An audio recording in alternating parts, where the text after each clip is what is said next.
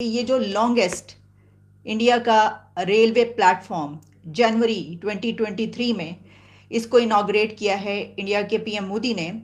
इसका नाम Guinness book of world record में भी आ गया है। खुजली बहुत कुछ लेकर जाती है। पाकिस्तानियों को बहुत खुजली थी कश्मीर की, आज भी है। कश्मीर बड़ा दिल में इनकी खुजली। कश्मीर और फिलिस्तीन को छोड़ दो, जमान पार्क को बचा लो अपना।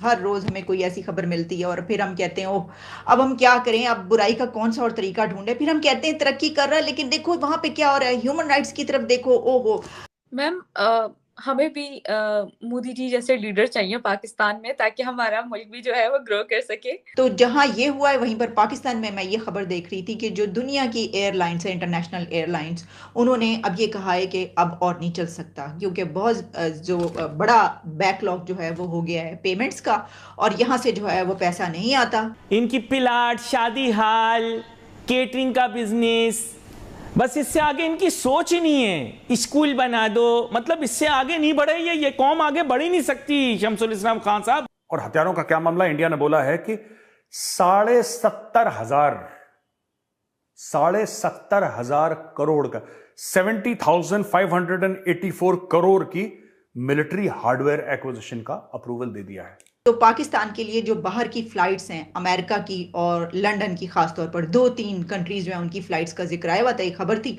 तो उन्होंने कहा है कि ये अब हो सकता है कि आने वाले दिनों में यहाँ से वो अपनी जो एयरलाइंस है वो अपनी फ्लाइट्स बंद कर दें। दोस्तों, इंडिया इसलिए कर रहा है क्योंकि भारत ये चाहता है कि जो चाइना है, चाइना का मुकाबला ढंग से हो। I feel that Modi ji is the father of nation, and ये मैंने उस दिन डिसाइड किया जिस दिन वो इतना रोए कोविड के वक्त। उनकी आंखों में से जो आंसू निकले, अब मैं जब वो स्पीच देखती हूँ मुझे खुद आंसू आते। आई एम सॉरी रिबाहा, चाहे कोई कुछ भी बोले, वो आंसू झूठे नहीं थे जब उन्होंने लोगों को मरते हुए देखा, अपने लोगों को।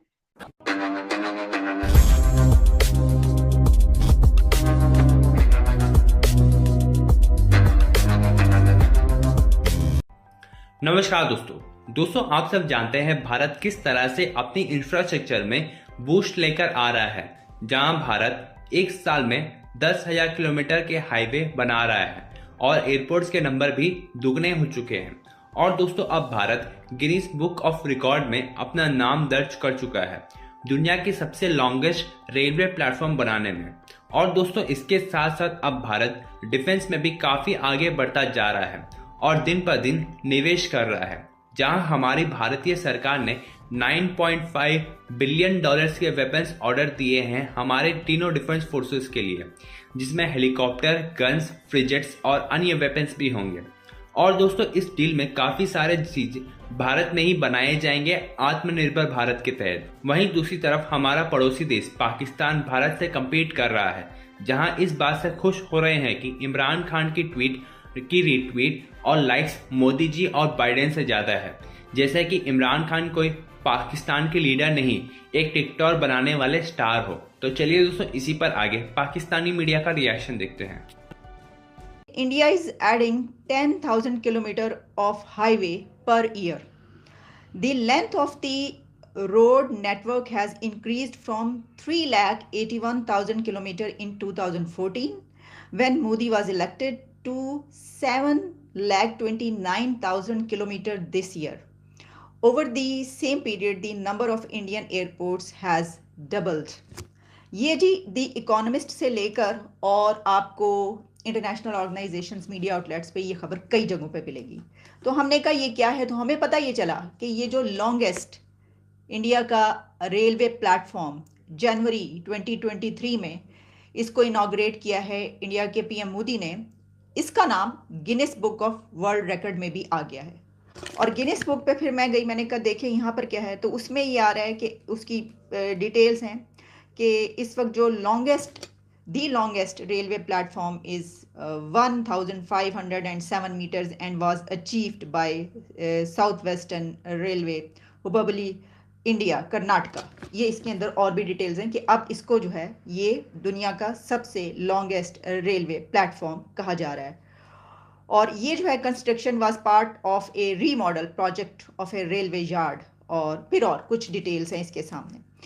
तो इस तरीके से जहां और बहुत सारी डेवलपमेंट्स में और प्रोग्रेस में इस वक्त हम देख रहे हैं कि हमारा हमसाया तरक्की करता हुआ हमें नज़र आ रहा है, आगे निकलता हुआ नज़र आ रहा है। हर रोज़ हमें कोई ऐसी खबर मिलती है और फिर हम कहते हैं ओह अब हम क्या करें, अब बुराई का कौन सा और तरीका ढूंढे। फिर हम कहते हैं तरक्की कर रहा है, लेकिन देखो वहाँ पे क्या हो रहा है, ह्यूमन राइट्स की तरफ देखो। ओहो, तुम लोग इंडिया के पीएम मोदी को कहोगे ये कर तारीफ करोगे, तौबा तौबा।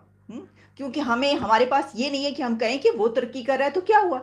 जवाब तो ये होना चाहिए कि हमारी तरफ भी तो देखो ना कितनी तरक्की हुई, क्या कुछ हुआ। लेकिन हमारे पास जो जवाब है वो तो मैंने आपके सामने। तो जहां ये हुआ है वहीं पर पाकिस्तान में मैं ये खबर देख रही थी कि जो दुनिया की एयरलाइंस है, इंटरनेशनल एयरलाइंस, उन्होंने अब ये कहा है कि अब और नहीं चल सकता, क्योंकि बहुत जो बड़ा बैकलॉग जो है वो हो गया है पेमेंट्स का, और यहाँ से जो है वो पैसा नहीं आता, बहुत सी प्रॉब्लम्स हैं। तो पाकिस्तान के लिए जो बाहर की फ़्लाइट्स हैं, अमेरिका की और लंदन की ख़ास तौर पर 2-3 कंट्रीज़ में उनकी फ़्लाइट्स का जिक्र आया हुआ था, एक खबर थी। तो उन्होंने कहा है कि ये अब हो सकता है कि आने वाले दिनों में यहाँ से वो अपनी जो एयरलाइंस है वो अपनी फ़्लाइट्स बंद कर दें। यहाँ तक पाकिस्तान की मुआशी जो हालत है वो ये हो गई है।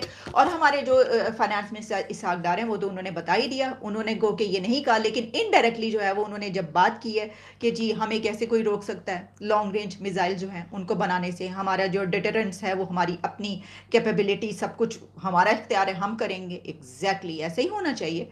लेकिन अगर कोई ऐसा कर रहा है तो सोचने की बात है कि वो ऐसा क्यों कर रहा है, क्योंकि आपने हाथ फैलाया हुआ है, आप उनसे पैसा मांग रहे हैं। तो जब आप किसी से पैसा मांगेंगे, कर्जा मांगेंगे, तो फिर वो आपके ऊपर किसी भी किस्म की कोई पाबंदी लगा सकते हैं। वैसे तो मैं देख रही थी कि क्या IMF के पास ये अथॉरिटी है कि वो किसी को ये एडवाइस कर सके कि आपका जो डिफेंस सिस्टम है या डिफेंस पॉलिसीज़ हैं वो कैसी होनी चाहिए। इसके ऊपर हम किसी एक्सपर्ट से बात कर सकते हैं। लेकिन वही जो मैंने बात की कि अगर आपने उनके सामने हाथ फैलाया हुआ है तो फिर जो है वो तो हो सकता है। याना मैम, एक तबका तो ये कहता है कि हम अलग ही एक रियासत चाहते हैं। दूसरा कुछ इस तरह के लोग भी हैं जो कहते हैं कि पाकिस्तान मतलब हमें इंडिया के साथ मर्ज होना है। कुछ ही लोग कहते हैं कि पाकिस्तान या कुछ ऐसा तबका है, यानी कि वो ये चाहते हैं कि अलग ही एक रियासत बन सके। तो आप इस बारे में क्या कहेंगी, उन लोगों के बारे में क्या कहेंगी कि एक अलग ही एक सिचुएशन क्रिएट हो चुकी है कश्मीर को लेकर।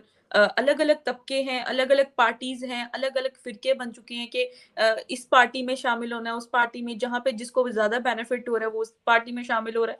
तो आखिर असलियत है क्या? कश्मीर मतलब जा ये समझ नहीं आ रही। जब चॉइसेस ज्यादा हैं तो चॉइसेस को पकड़ने वाले भी ज्यादा होंगे। किसी को ये चाहिए, किसी को वो चाहिए। But it is common sense की बात कि कोई भी एक फेल्ड नेशन के साथ नहीं रहना चाहेगा। ठीक है, अगर वो अपनी अलग रियासत चाहते हैं तो उनको ये पता होना चाहिए कि फिर से वही हो सकता है जैसे 1947-48 में कबालियों ने रेड की थी, वही चीज 2050 में भी हो सकती है रेड। ठीक है ना, फिर वही चीज वापस हो सकती है रिपीट। फिर ब्लेम कर दिया जाएगा कि वो दरअसल रा के एजेंट्स थे जो आए थे। फिर वही चीज, फिर वही गोल घुमाकर फिर वही पाकिस्तान कहेगा कि हम अपनी आर्मी भेज देते हैं और फिर पाकिस्तान उस पर कब्जा कर लेगा। तो ये सारी चीजें जो है ये कंटिन्यू होती रहेगी। तो वापस अब खुद की रियासत, ठीक है, वो मांग सकते हैं। मुझे नहीं लगता कि पाकिस्तान उनको खुद की रियासत बनाने देगा, क्योंकि उनके पास ना खुद की आर्मी है, ना उनके पास ढंग का कोई मतलब कहते हैं ना कोई कैपेसिटी, प्रोडक्शन कैपेसिटी। देखिए, अगर उन्होंने अपने नेचुरल रिसोर्सेज पहले ही अपने पास रख लिए होते रादर देन पाकिस्तान को दिए होते, तो शायद उसमें से जो उनको जो मिलता है, शायद उन्होंने अगर एक अच्छा एक्सपोर्ट, क्या कहते हैं वो, एक्सपोर्ट रिलेशंस बनाए होते आसपास के अपने नेबरिंग कंट्रीज के साथ, उन्होंने कुछ भी ऐसा किया होता, रिलेशंस बनाए या रिसोर्सेस अपने पास रखे होते। कुछ नहीं किया, नाम पे इल्हाक किया पाकिस्तान के साथ, एंड अनफॉर्चुनेटली पाकिस्तान ने उनको, तो अब अगर वो अलग रियासत की बात भी करते हैं वो तो उनको कभी मिलेगा नहीं। इंडिया के साथ मर्ज करने की बात करते हैं तो इंडियंस इस चीज के लिए अग्री नहीं करते। हालांकि गवर्नमेंट रेडी है, गवर्नमेंट कहती है कि पीओके को हम छीन लेंगे, लेकिन इंडियंस इस चीज के खिलाफ है, क्योंकि वो कहते हैं कि नहीं, फिर आपने लैंड ले ली तो उसके साथ पाकिस्तानी भी चले आएंगे हमारे पास, हमें नहीं चाहिए। तो हालात कुछ ऐसे हैं कि it is not only PoK के साइड पे, इंडियंस खुद भी नहीं चाहते कि पीओके हमारे, हालांकि हम मानते हैं उसको अखंड भारत वो हमारा हिस्सा है, लेकिन उसमें जो आकर बस गए हैं लोग वो पाकिस्तानी है। और इंडियंस कभी नहीं चाहेंगे कि पाकिस्तानी हमारी जमीन पर आए, क्योंकि उनको पता है कि पाकिस्तान की आइडेंटिटी है हेट इंडिया। जिस दिन पाकिस्तानी जो यंग जनरेशन है उन्होंने ये आइडेंटिटी चेंज कर दी, and the day you make Pakistan about peace and progress, that is when कुछ हम अच्छी, मतलब अपार्ट फ्रॉम पॉलिटिक्स हम दूसरी बात कर सकते हैं, जैसे कि ट्रेड रिलेशंस है ना, जैसे सस्टेनेबल डेवलपमेंट, बहुत सारी चीजें हम एक दूसरे के लिए कर सकते हैं, tourism, boosting tourism between the countries, boosting educational exchange between the countries, cultural exchange between the countries, बहुत कुछ हम कर सकते हैं, defence deals, joint military exercises, बहुत कुछ साथ में कर सकते हैं, बट उसके लिए बहुत जरूरी है कि hate India and hate Hindus वाला जो एटीट्यूड है उसे खत्म होना है।